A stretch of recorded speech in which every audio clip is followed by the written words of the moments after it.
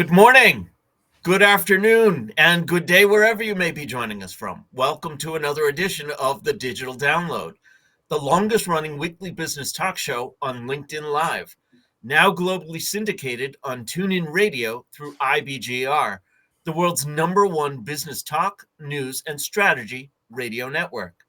Today, we're addressing why sales teams keep missing their targets. We have a guest, Mark Cox, to help us with the discussion. Founder of In the Funnel Sales Coaching and author of Learn to Love Selling, Mark has dedicated years to helping B2B sales teams achieve double-digit growth through structured, repeatable strategies that deliver results quarter over quarter. But before bringing Mark on, let's go around the set and introduce everyone. And while we're doing that, why don't you in the audience reach out to a friend, ping them, and have them join us. We strive to make the digital download an interactive experience, and audience participation is highly encouraged. Right. With that, Tim, would you kick us off, please? Welcome, everybody. My name's Tim Hughes. I'm the CEO and co-founder of DLA Ignite, and I'm really excited to have Mark on today. And I'm famous for writing the book, Social Selling, Techniques to Influence Buyers and Change Makers. Excellent. Thank you very much. Adam, welcome. Hello, everybody. I'm Adam Gray. I also am co-founder with him of DLA Ignite. And I'm really excited to watch some more of Tracy's dancing that she was doing just a moment ago, because that was fantastic. A great way to start the show. So it's great for radio, too. Telling people to bring their friends. Come to the show. But we can call it dancing. Excellent. Thank you very much, Adam. Bertrand. Good afternoon, everyone. Good morning. Good day. My name is Bertrand Godillot. I am the founder and managing partner of Odysseus & Co., working with customers to create more customer conversations. And I'm very glad to be here today. I'm not dancing, though. He's not that glad to be here today. Thank you very much, Bertrand. Tracy. And good morning, all, because it is morning where I am. I am Tracy Borison, your friendly and neighborhood authentic marketer with TLB Coaching and Events, a proud partner of DLA Ignite. And I'm excited because I get to be here 2 weeks in a row, which doesn't happen that often. So that's why I'm dancing. I'll do all the dancing today. We're excited to have you here, too. Thank you very much. And myself, I am Rob Durant. I am the founder of Flywheel Results. We help startups scale. And I, too, am a proud DLA Ignite partner. As I said, this week on the Digital Download, we'll speak with Mark Cox. Mark's experience with hundreds of companies and thousands of sales professionals offers practical insights for any business leader or sales manager looking to build a resilient, high-performance team. Let's bring him on. Mark, good morning and welcome. Oh, thank you for that. That's a warm welcome. Thanks, everybody. It's just great to be here. Nice to see you, Mark. Nice to see you, Adam. Love the guitars behind you. Yeah, so at least I won't be playing them, which is a win, isn't it? Mark, let's start by having you tell us a little bit more about you, your background, and what led you to where you are today. Yeah, interesting question, Robin. Thanks. So most of my career was spent running large sales organizations in either outsourcing or technology companies. And I did that for about 15 years. And about 10 years ago, we intentionally founded this company, In the Funnel Sales Training. And what we thought there was a huge opportunity to elevate the profession of sales to the profession it really is. And we do that by training sales leaders, salespeople, and BDRs and SDRs, people who do prospecting. And our belief is that by making these professionals better at what they do, we actually improve the lives of professional salespeople. So we've been doing that training for 10 years now. We actually have training that impacts behavior. And we love this subject matter because we know that professional sales is the most important business discipline there is. Excellent. So, Mark, let's start with a foundational question. In your opinion, why do sales teams keep missing their targets? Well, it's a bit of a loaded question, right, Rob? Okay. And I'm sure it's very good to get attendees here, which is awesome. But one of the things I'd first start with is when we start to think about the targets that salespeople get, we have to remember that just by nature, there's no expectation that any sales team ever hits 100%. So let's go back to the way quotas are created and goals are created. There's sandbagging from the CEO on down. The CEO passes to an SVP of sales, it passes to a VP of sales, that then passes to sales team. They distribute quota. But every stage, each of those persons sandbags. So if the CEO's goal is 1 million, they distribute 1.3. That layer down then distributes 1.5. So when we talk about teams hitting quota, I know people like Gardner and McKinsey, they love these X number of people are missing quota. This is not like tracking performance of somebody in HR or finance. There was sandbagging built into this model. But I think today, generally, if we were looking at 2 reasons that most sales teams miss quota, I think there's a strategic issue, and then I think there's a tactical execution issue. The strategic issue is we are wasting time chasing the wrong buyers. So a lot of the times when we come into organizations, we start to assess how they're doing. We do that as part of our training programs. We understand that they're actually not measuring twice to cut once. They're chasing lots of folks for conversations, many of which are the wrong folks. So this idea of spending a little more time on the strategic end to say, listen, do I understand who the economic buyer is or a key buyer is? Do I have the right person? Do I have the right information? Spending a little more time, oftentimes the sales enablement gang or the marketing gang, Tracy, helping us with that. So am I chasing the right person? The second challenge we have generally, across the board, if we had to pick one thing, is there is still a prevalence of pitching instead of helping. So if we're new to professional sales, particularly, we get on a call, we can't help it, right? Our fear centers in the amygdala are super huge. So I'm nervous, I'm a little scared. I'm going to default to pitching instead of having a calm confidence and triggering a conversation, which is all I really want to do, because selling's about helping. It's not about pitching. So I think those are the 2 things that people listening today were to think about for their organization, whether you're a mid-sized organization or a large enterprise. Both those issues are highly prevalent today.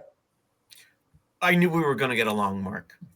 So many of those things that we could talk for hours just based on that. But I want to pick up on that sandbagging. Isn't that setting up your team for an attitude of failure? Yes. And is that detrimental? Is it detrimental? Absolutely. Who feels good when they think they're losing the hockey game or the football game? So who feels good when that's happening? But again, you have to realize where this came from, particularly over the last 8 to 10 years.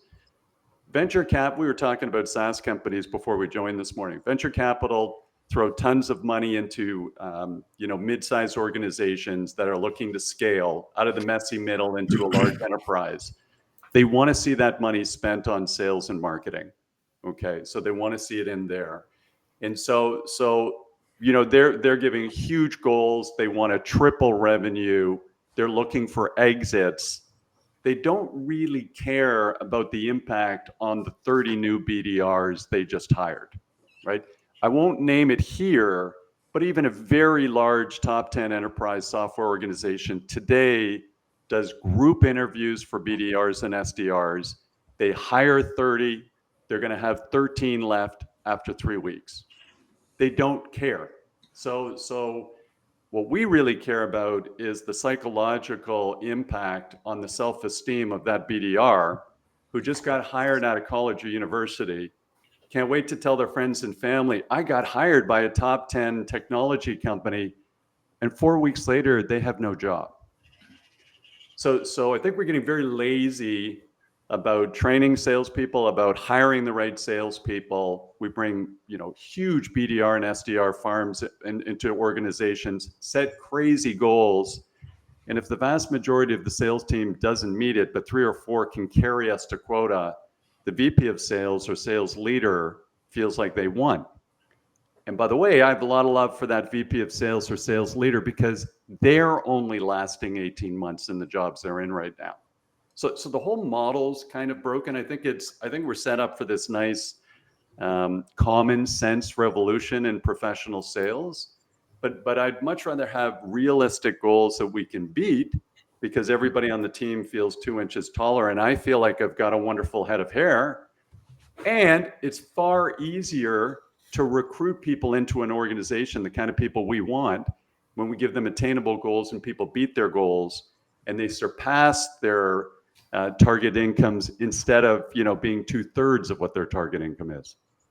So we absolutely concur with everything you've said, but isn't the argument from the enterprise level organization that's hiring bunches of salespeople, they're a commodity. They are a crop to be harvested. So I'm going to hire 30. I'm going to get a 50% wastage within the month. But actually, I don't care because what I'm looking for is those 1 or 2 people that have a natural ability to outperform the rest. And whilst, if you're a big enterprise level organization, you can afford to pay people very well.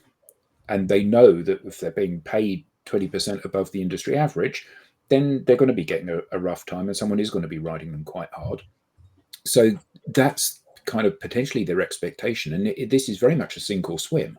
I'm looking for people that absolutely have got a natural talent for this. And everyone else, they can be hired by my competitors. I don't care. Yeah. And so if that's the norm, and we've got a constant stream of quality people in college, how do we change this dynamic? What a great question, Adam. But let's think about how that flows down. I don't care. I'm seeing my team as tools to help me achieve my goal no matter what happens. If I don't care about my team and truly helping them unleash the potential that they've got within them, they're not going to care about our clients and prospects. They're going to see our clients and prospects as tools for them to hit their quotas and get their paycheck and do all of those things. This is where this sort of death spiral in professional sales comes from, because suddenly the prospects and the buyers, as everybody on this call knows, sort of puts up their hands and says, listen, I don't want to take that next conversation from Mark Cox because he doesn't care about me. He's pitching. He's got a sense of desperation in his voice, probably got 90 days before he gets taken out of the company. I think this is that common sense revolution that we need to change. And by the way, there are a lot of organizations out there, by the way, where they fix this. They have a different approach. It's hard, by the way. It's hard to take a step back from that command and control management and go to this management that says, actually, I care about Tracy and I'm trying to unleash her true potential. So I'm going to give her leeway. I'm going to intentionally try and train and coach her. I'm going to try and help her develop. I want to make her the hero of the story. And, all of you are entrepreneurs and you've got amazing success stories, far more interesting than mine. It's highly likely you had a couple of those leaders along your journey to get you where you are today. And you still remember them and they're still meaningful to you. And when you come across them in a social setting, you really do have a little bit of love for these people. We need more of that, right? Everybody's desperate from the top down and everybody's unhappy. The clients and prospects are feeling it and everything has to be about them. And if they feel like the person they're talking to is desperate and they want to pitch and they're panicking and they don't enjoy the experience, which is how we got here to a certain extent. Again, there's a lot of great stuff happening in professional sales right now, but I think we have to treat it a little bit more like a profession. We have some great comments coming from the audience, so we want to bring some of those on screen. Thank you all and keep them coming. First, we have from Tyler Moylan, bringing humanity to capitalism. Respect your saying it. He goes on to say, when we treat making profit only as a mathematical equation, we gain profit, but at the cost of humanity. Amen. Peter Else says, it's all about building capacity. Otherwise, it's just pushing rocks uphill. And from Akar Hayden Duplessis, I do my best. I apologize if I butchered your name. How do we keep improving our sales initiatives? So, Mark, I turn to you with that question. How do we change this? Well, a couple of ways. First of all, I'd start top down. I'd just say let's create reasonable goals and objectives for the organization. So when it comes down from, and by the way, that takes a lot of courage around the executive table, right? So that's where you've got a sales leader stands up and says, listen, we've grown this company at 13%, CAGR for the last 3 years. Now we've got some money put in. We're not going to bump this thing up to 75% CAGR. So I'd rather have that courageous conversation there than have to have 5 courageous conversations with BDRs and salespeople I hired that I have to let go 9 months later. So that's where we start. Let's start with realistic expectations. And then we have to have this point of view that says, if I have a mature model where we know how to do this, okay, let's do the math and replicate it.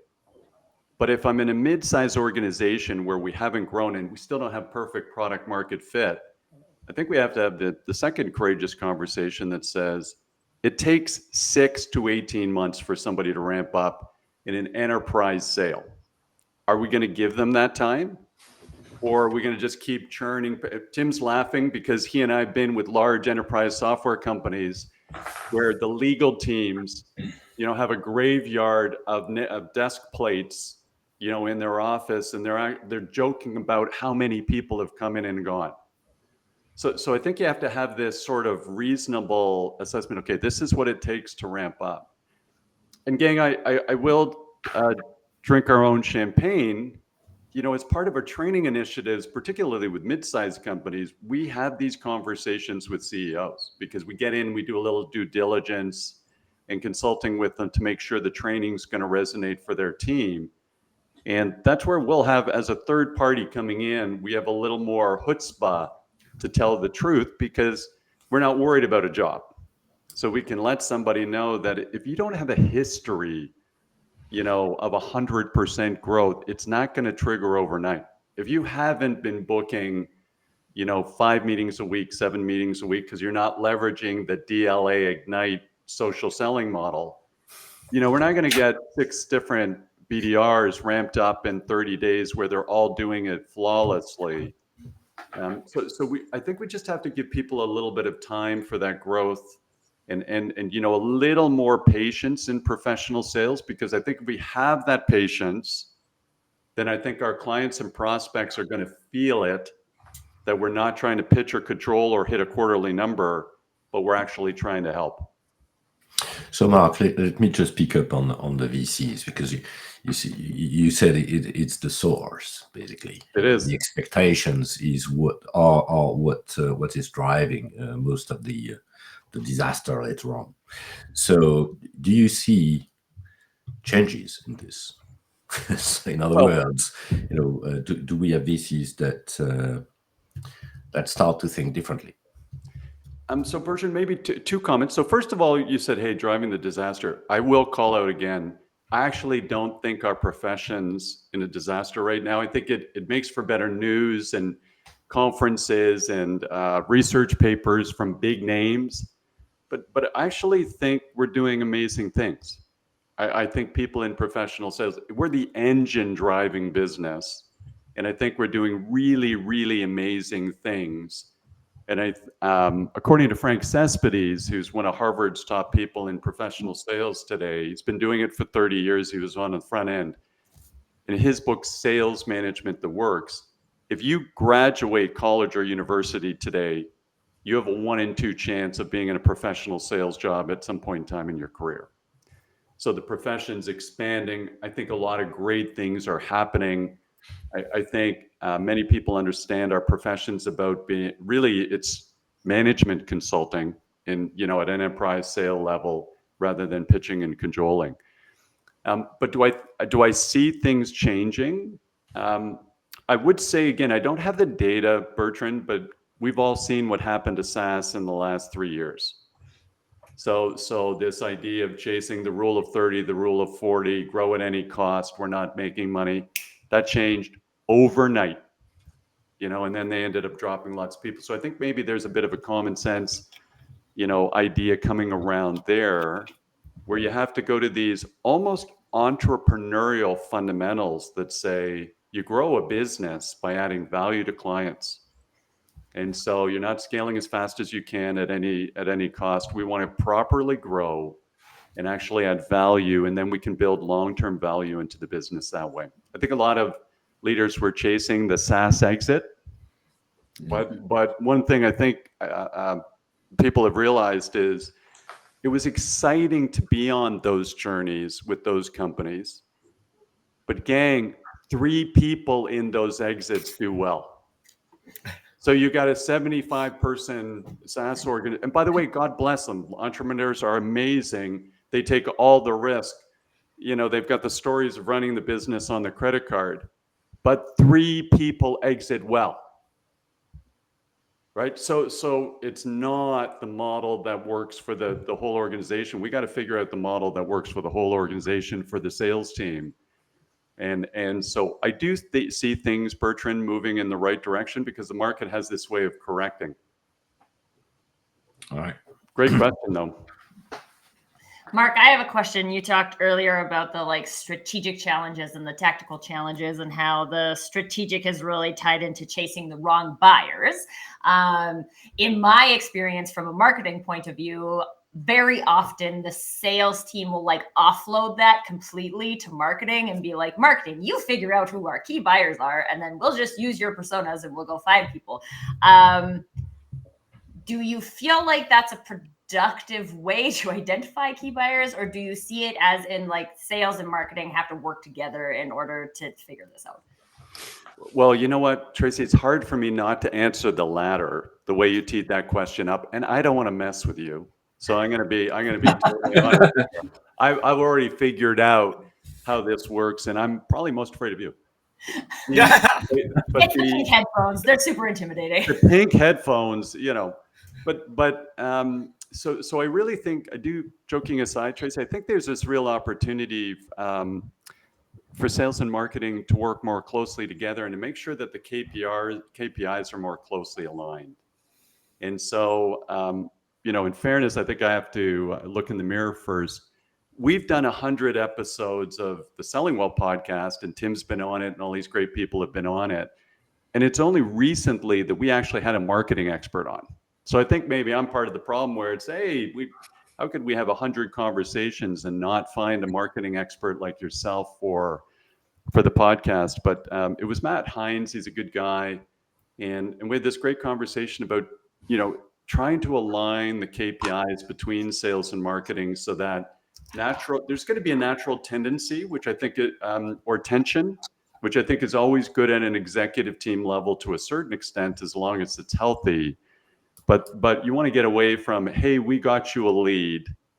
And then, so marketing's saying, hey, we got the leads, we got the conversations, and sales is coming back saying it's the wrong conversation, it was a terrible lead. So we have different types of KPIs. And I think there's always that opportunity for sales and marketing to be more closely aligned. And one of the things we just coach on is a little bit of empathy. So for both organizations. So in large organizations we work with, we don't understand why marketing isn't in the sales meetings, or why sales isn't in or having representation in the marketing meetings. They shouldn't be silos, because we're all trying to do the same thing, which is help more clients and prospects. Yeah, and this is the thing I always think is we're trying to help the same people, right? Right. And I'm over here, and then be like, my job is just to get many leads, so that I get many leads, and then I blame sales because sales doesn't close the leads. That's a sales problem. It's not a marketing problem. Right. My job is to get many leads. But then sales very commonly is well, marketing's giving us, these aren't real leads, right? They're just people. And then you're well, I don't know if this is a are they pitching them and not helping them? So that's actually the wrong person, or like, how wrong can it be? I've created my marketing persona, right? And so I feel like that very minimally there needs to be like an active feedback loop between sales and marketing to understand, not just like your leads are terrible. Okay, well, that doesn't help me, right? So like, what is terrible about them? Yes. Be more helpful for you. And it's really interesting because I started just working with a new client recently, and they also have a fractional sales leader. And I sat in on the sales meeting when he was onboarded, and there's just, I mean, I think everybody kind of gets at the end of the day that sales and marketing have to work together, but they also don't really expect it to work. Like, oh yeah, marketing's usually doing that over there, but that doesn't usually have any kind of impact to sales. And I'm like, wait, and we let that happen? Like, that sounds like something we're letting happen. That's the norm, isn't it? You know, the companies that I talk to, we don't have to. Yeah, the companies that I talk to, the vast majority of them don't have this single view of the customer and single view of what their objective is. They live in their silos. You know, it's my job running the company to ensure that I measure each person to ensure that they are providing value to the organization. So I'm going to measure you on leads, Tracy, because that's nice and easy. I'm going to measure you on closed business. Yeah. Mark, you only ever, last year you did 80% of your number. The year before you did 80%. I need you to do X. Therefore, I'm going to overquote you 125%, because then when you hit 80%, because you always do, then I'm going to get the money that I need. And unfortunately, this is very simplistic a view of things. You know, it's like, what's your contribution to the world? Well, I'm rich. Okay, well, it's easily measured, but actually it's not the measure that we should be employing for people. And I think that the challenge is that when organizations are so often living on this knife edge, you know, it's an incredibly competitive world. The investors are demanding their pound of flesh. You know, we're asked to do more with less. We have to run the company leaner. We have to grow the company. You said 3 times increase in sales. I mean, that's a fairy tale for almost every organization that there's ever been. You know, tripling your revenue this year. I mean, it's like Twitter did it and Facebook did it, but that's it pretty much. I worked for a company who had a goal of 5 timesing their sales in 1 year without changing anything operationally or strategically. And it's nice because, you know, they pop open a bottle of champagne and they say at the kind of the annual kickoff and say that's what we're going to achieve this year, with no concept as to how it's actually going to happen. And unfortunately, whilst there is a pool of people available that appear to be good, I say appear to be good because actually a salesperson that's out of work is normally out of work because they haven't hit their number. So there's a large number of people that are available in this pool. They've got varying qualities of CV. Tim's just going to sack the half a dozen that haven't performed well in our company and hire half a dozen more because there's a million out there that he can hire. So he's going to pick the 6 that appear to be best. By the way, that's a metaphor. I'm not actually. Yeah. No, Thank you. Tim is very much in your thing about, you know, this is a hand-holding exercise and a development exercise of individuals. And, you know, we as an organization want to do the right thing. And you want to do the right thing. But actually, most organizations don't want to do the right thing because the right thing is make more money so that they can pay their staff well and they can return revenue to shareholders or investors in the organization. And until we break that cycle, there will always be a reason for doing it. Why am I going to hire you, Mark? Because you're a dreadful person to run this company. Because I delivered 120% year-on-year growth. Oh, okay. Well, that's why I'm going to hire you. I don't like you. I don't like your the way you do things. But I do like the fact that I've got a new Lamborghini parked outside. So I could add things to this, and Mark and I have talked many times before, and I'm not going to, because I could sit back and tell lots of terrible stories. But Mark, I just want to change the conversation. Is it true that you have a book out? Well, thank you for that. I had heard something about. So Mark, because this goes out over internet radio, you can't just hold things up and that. You can hold things up and you've got to read it at the same time. So what's your book, Mark? The book is called Learn to Love Selling, the Universal B2B Sales. Hold it up so people can see. That's it. Go on. Learn to Love Selling, the Universal B2B Sales Playbook. Thank you for that, Tim. And where could we get a copy of that? Amazon. Jump on Oh, right, Amazon. okay. And It's And down just to now. confirm, that's not a pitch. That's helping. thank you. Thank you, Tracy. And I'm just being polite. Tim asked a very direct question. I just wanted to respond as thoroughly as I could. If I This buy is a copy of your book, what will I learn from reading it? Oh, great question, Adam. Thank you. So what we tried to create with our experience and expertise and background was to figure out what are the steps needed to convert any core capability into revenue? What are the core steps required to convert any core capability into revenue in a B2B format? So when you think of the literally 70,000 books out there in B2B sales, many of which are just absolutely dynamite.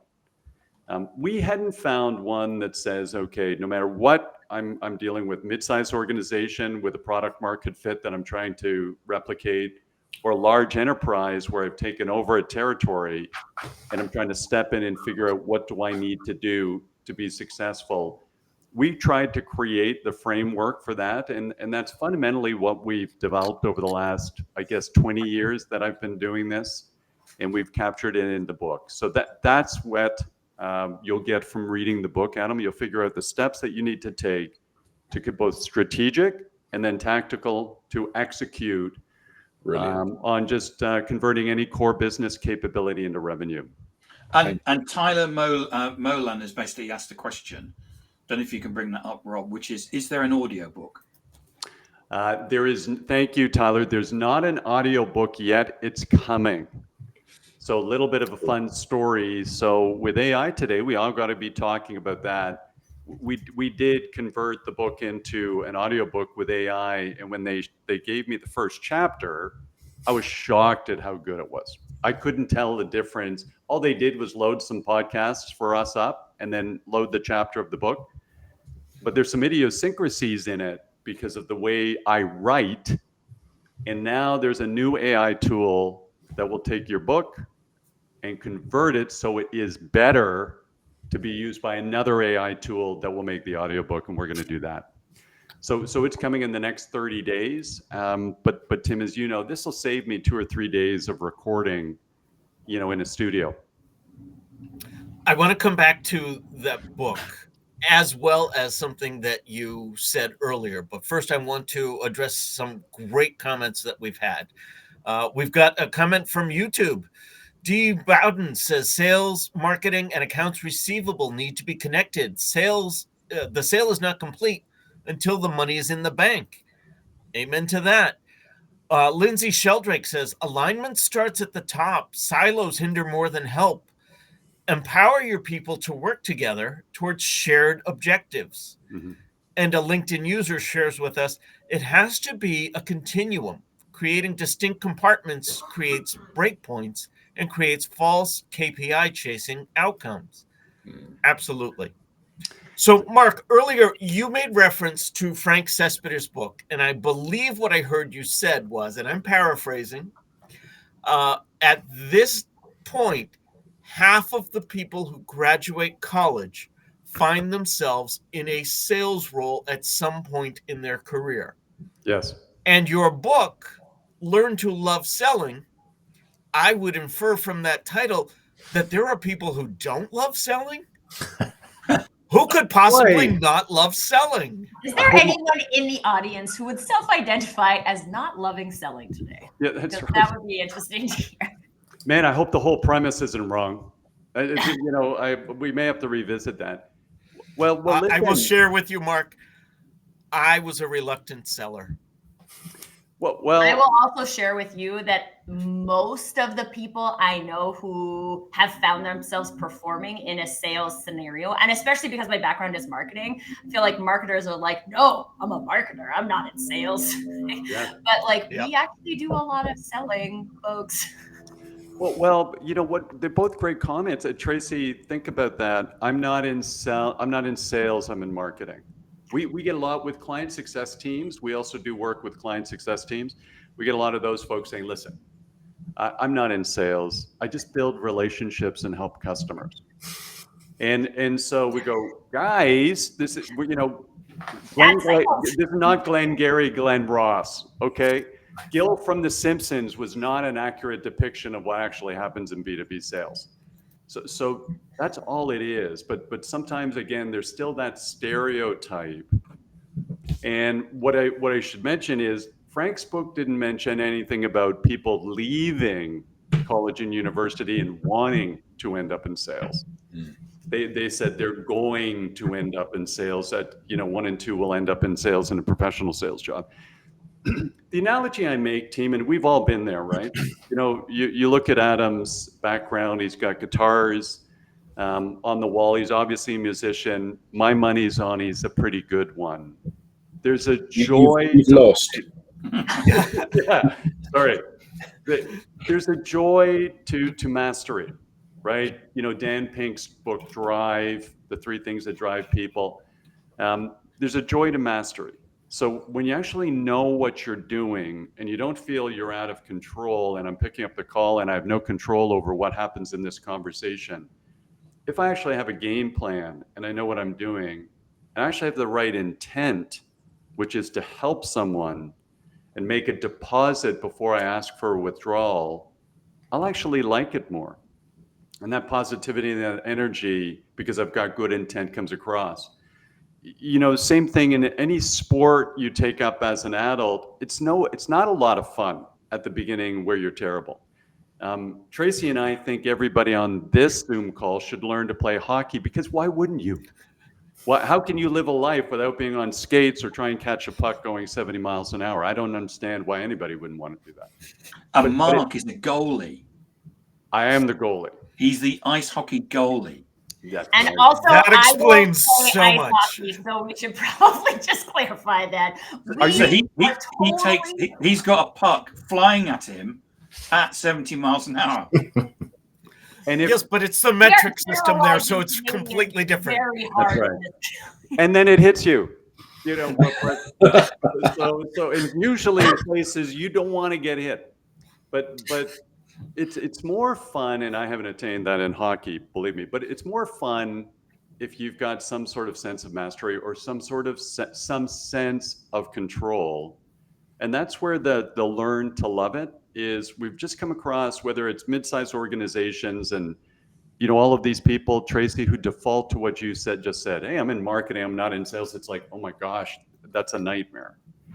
So I do think, first of all, I'm a lifelong learner. I still learn continually.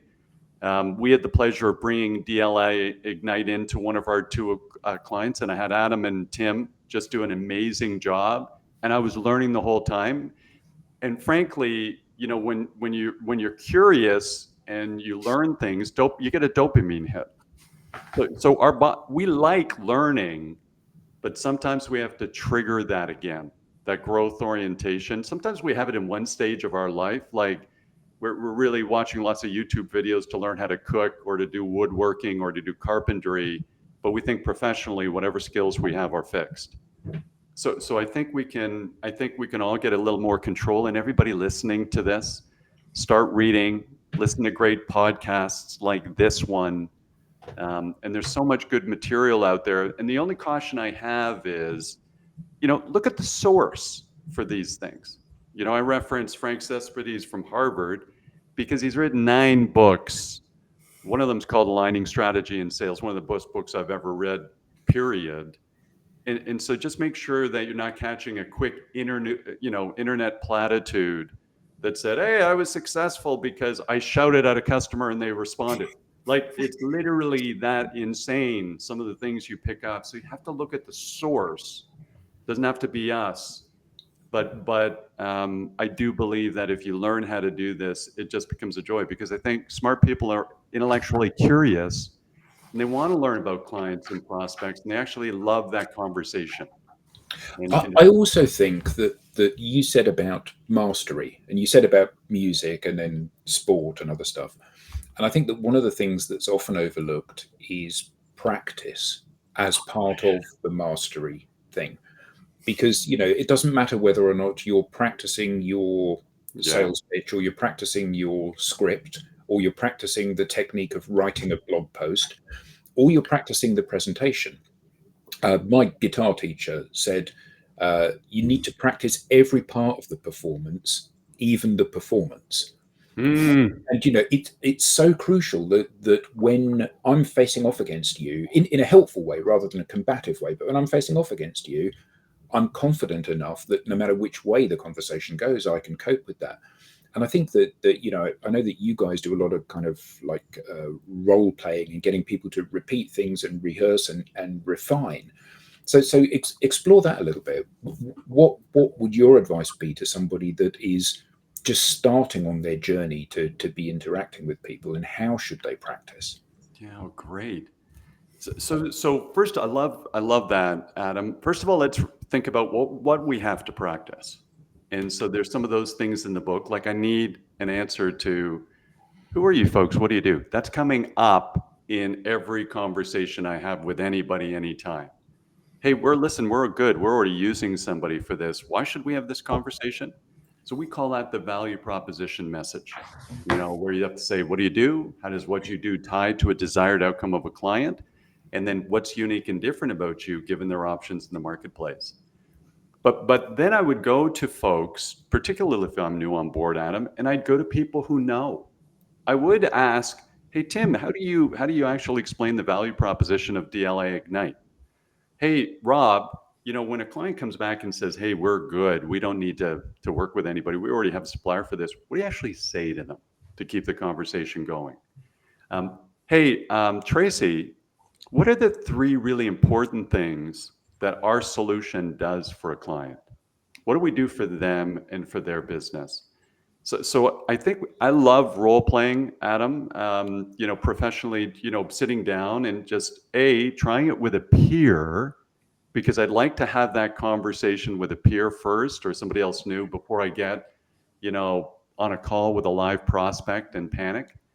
And then, I think after you do it a little bit, you start to realize you get better when you plan and prepare. And then, as you say, rehearse. So I'm either going to learn on live calls where I'm wasting my time and the time of the prospect, or I'm going to leverage video, my cell phone. I'm going to practice and rehearse. Even today, folks, I still do demand generation for in the funnel. So at some point in time for our large scale training of big corporations, they still want to talk to me. So at some point I'm going to think about it, sit down and think about, okay, what's my desired outcome from this conversation? By the way, I know no matter who I'm talking to, they're only going to remember 3 to 5 things. What core message do I want to leave them with? How do I structure that conversation? What are they likely to push back on? What are some concerns they might have? And I don't think objections are a bad thing. I think people think through things by saying, addressing some of their fears. So, and then also, what do I think I want to close for next? What am I hoping will happen? So just a little bit of preparation and rehearsal. And Adam, as a musician, you know this. If I go 2 weeks without playing drums and then go to band practice, it's not good. And given my personality, I'm always, one band practice away from getting kicked out of a band. Let's be honest with you. So it's not good. They don't need much more to just push me out the door. But you do want to, I warm up before I go on the ice to play hockey, because at my age, bad things could happen. And so you want to warm up before I get into the day and start working. And before I start picking up the phone and having conversations with people or engaging most important meetings, I want to get in the right mindset. So rehearsal, repetition, completely underutilized in professional sales. But the best footballers in the world practice more than everybody else. They practice 4 to 5 times more than they play games. And they're the best in the world. That's how they stay there.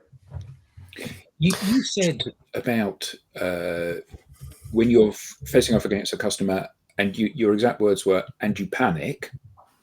So we all get into that situation where we're having an interaction and we become nervous at what's going on. So what advice would you give a salesperson that is in that situation? This is a high pressured environment. They're scared.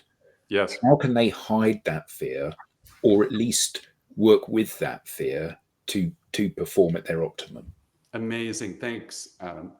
I'd go back to, what you said at the beginning, which was you said, listen, I want to understand what the structure of this call is going to look like, this conversation, if it goes really well. And then I also like to think about back doors for me too. What am I going to do with this conversation if it doesn't go really well? What would I say? Because when I'm in the middle of the call, I'm no different, by the way. Sometimes we do cold calling or demand generation in front of a team we're training. So we'll do that for a couple of hours, and they'll give us the worst leads they've ever had. So they'll throw them in, and we're going to be reaching out. No matter what happens, I want to think through those things before I sit down and pick up the phone and start calling on their behalf. Because if I know how it's going to go, whether it goes well or not, even if it goes a little left of center, I've already thought about what to do. What happens with fight or flight, anytime you get a little surprised, somebody picks up the phone and they go, I'm really busy. Why should I talk to you? We can't help ourselves because, again, our fear center of our brain is so prominent. That's how we evolved as human beings. We were scared and we stayed in the group and we didn't come out and try and attack the saber-tooth tiger. The person who did that got killed and their gene pool was gone. So we're pretty good. 5 times a second, we're checking out our environments for things that are dangerous to us subconsciously. But if I do get a little nervous, suddenly all my blood's going, I got the fight or flight, my blood's going to my extremities in case I need to run away. I'm not the smartest tool in the shed in that moment. I'm not going to ad lib super well. I'm not, on the stage of Saturday Night Live because I'm a genius at improv. So I need to think about the 3 or 4 things that are going to happen and rehearse them, and I can get a little more comfortable. And by the way, a simple back door, if somebody says, well, I'm totally not interested, I'm not sure why you're reaching out, wasting my time. One back door for us would be to come back and say, well, listen, Tim, I just want to thank you so much for your time today. And you are one of the few large enterprise software organizations in Canada that we haven't had a relationship with. So my intent today was just to formally introduce our company to yours. I'm sorry if I caught you at a bad time. I very much appreciate your time. And I'd be delighted to speak with you anytime in the future if sales training's coming up for your team. Now, is that an amazing, outcome for me of the call? Not bad. It's not terrible, but I know what I'm going to do if I actually catch somebody. The truth of it is you never catch somebody who's that angry or that, ticked off or all of these kinds of good things, but I just know what I'm going to do. So it makes me feel a little more comfortable when I'm reaching out. So, Mark, what assuming we get, because I suspect that's the case, that you get faced with a sales team who have missed their target. Yes. Can you share with us some of the, maybe 1 or 2 examples of strategies that you use to re-motivate, re-engage the team? Is that down to the leader, or are there specific strategies that you can use? Yeah. So Bertram, I think maybe the thing to do is to sit down with someone. And again, you need this safe environment. And sometimes being an outsider, believe it or not, team, they feel more safe speaking to me or with somebody on our team, because again, if I've been on a sales team for 12 months or 14 months, I may not be that comfortable telling my boss, I don't even know what to say, when I get, when somebody puts this objection. I feel like I should know that by now. And boy, Tracy, we've got a really important new guest here today. Who's that? We do. Nicholas is joining us, folks, for those of you who have seen him on Hi, the show Nicholas. before. Hi, Nicholas. He wants to learn to love selling. Happy Friday, If there's a 50% buddy. chance he's going to end up in sales, he should probably. God, isn't he growing up? I know, 6 years old. Oh my God, he'll be leaving home soon. Happy Friday, Nicholas. Nicholas has no school today, so he gets to hang out on the digital download. Awesome. We're glad you're here. We're glad you're here. And so Bertram, to go back to that, then the other thing is just to have this conversation. I think a lot of one-on-ones and meetings with salespeople, I think the salesperson walks in and the sales leader kind of feels This is about inspection. And then there's going to be a little judgment. Hey, Mark, you're missing your numbers. And so I'm not feeling good. They're not feeling good. I think there's a different type of conversation where we just call it a sales boost meeting and go, listen, hey, Bertrand, I just want to sit down with you. Let's go for a coffee to do this maybe. And let's just have this conversation about what's going on in the territory. And as a leader, I'm trying to diagnose, are they doing the wrong things or not doing the right things? Or are they doing them the wrong way?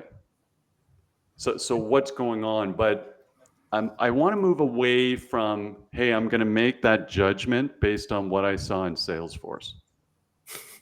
You know, certain of you are old enough to see what happened with the advent of these technologies that came on board in kind of 2011, 2012. What it did, it took sales leaders out of the field and move them back in their office so they could start counting everything.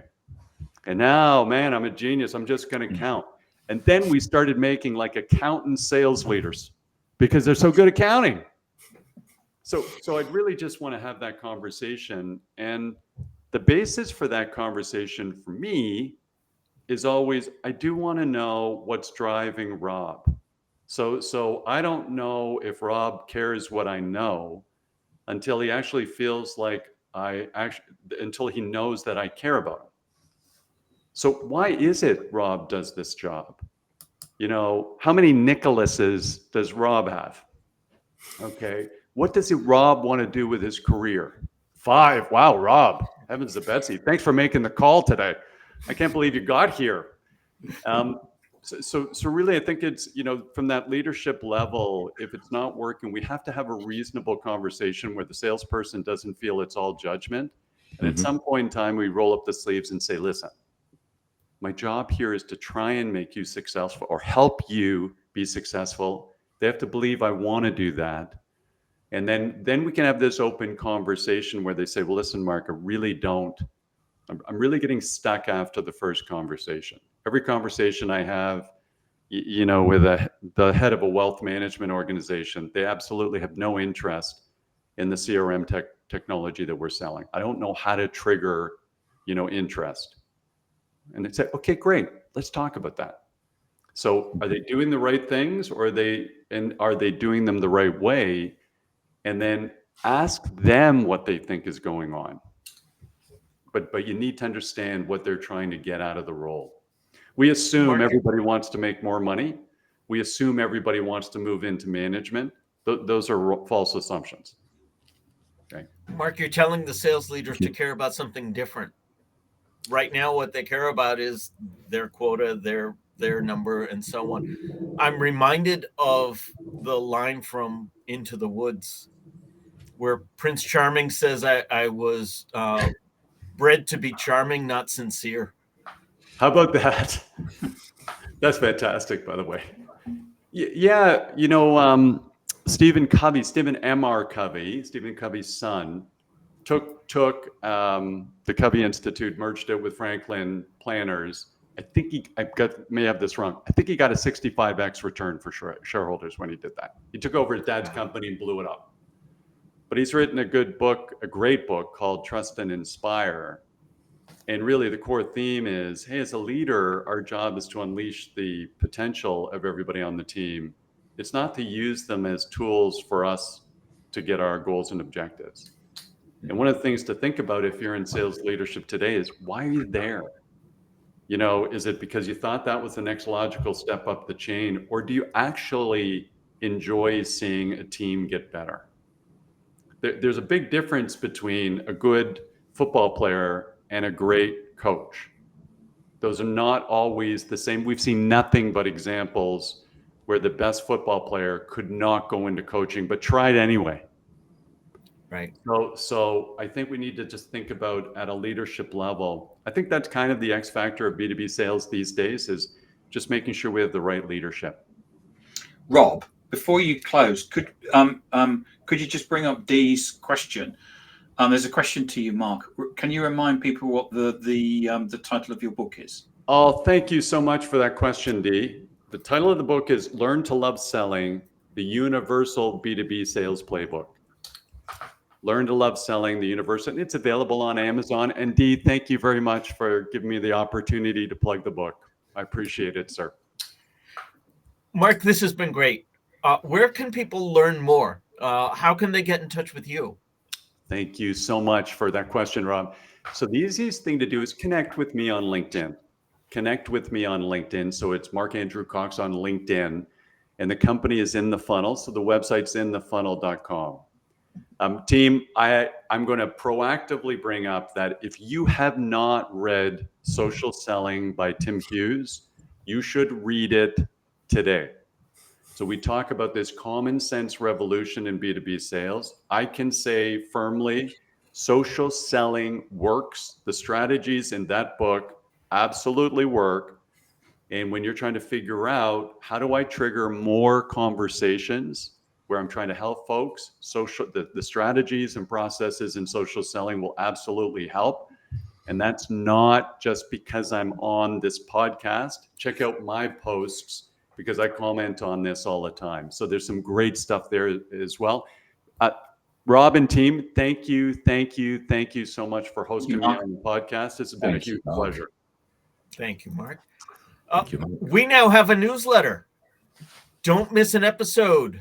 Get show highlights, beyond the show insights, links to our guest's book, and reminders of upcoming episodes. You can scan the QR code on screen or visit us at digitaldownload.live /newsletter.